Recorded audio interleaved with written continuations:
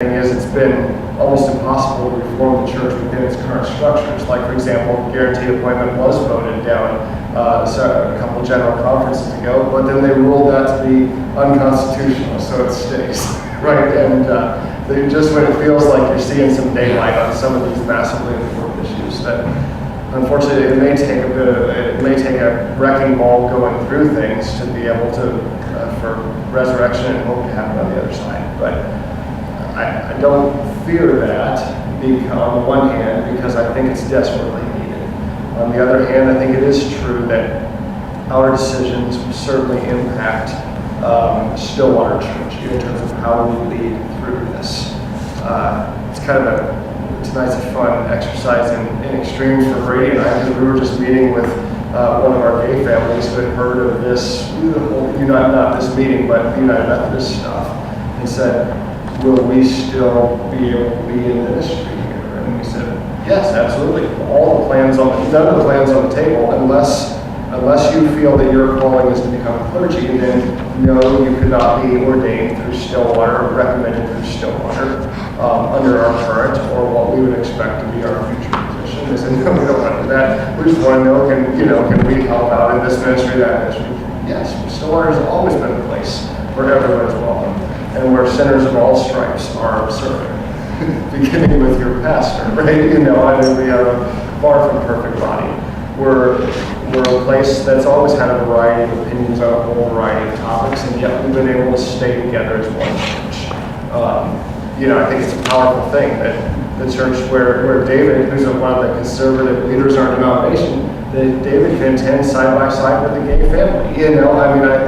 I like that about our denomination. I think that there's benefit in having, even though, obviously there's a lot of differences I would have with a lot of folks within Stillwater who want to get down to each and every issue.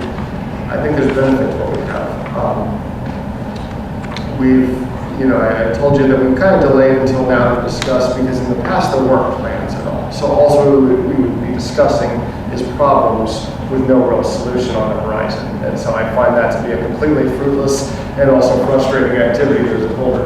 It's kind of like sitting around and talking about massive political issues we can't do anything about. It just gets old and just brings all of us down and takes all of us off mission.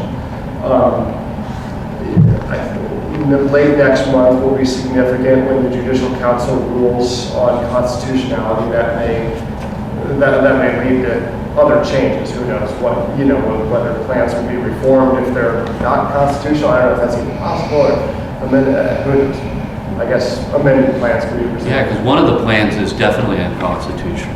Yeah. It's already unconstitutional, so they'd have to amend the Constitution. Yeah, they would own that to begin with. Yeah. Or maybe they would just be passed, like the one church plan, they could try to pass it as unconstitutional, thus that would be the case, right? It'd be to amend it, which is a mess. Yeah. In terms of local impact to the average Stillwater person, this probably doesn't come into the forefront until you get to next calendar year when the social media stuff really starts ramping up a bit.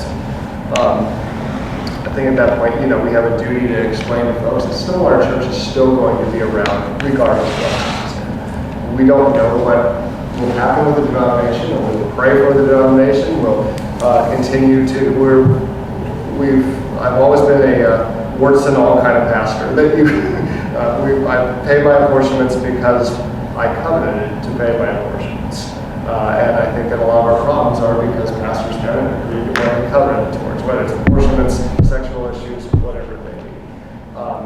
The post-February, then after that meeting, then we will then be able to, the dust will settle and we'll see what options are available and we'll determine Stillwater's future based on that. Because there will be some level of decisions we have. If the traditionalist plan passes, then you have an exit ramp possibility that we need to look at as to say, what is our home still in United Methodism? Is it with another denomination? What is it?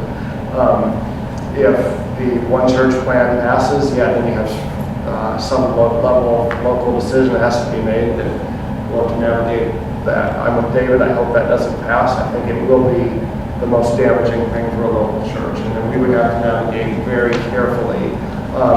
The goal is my goal in making any decision is never to keep all people.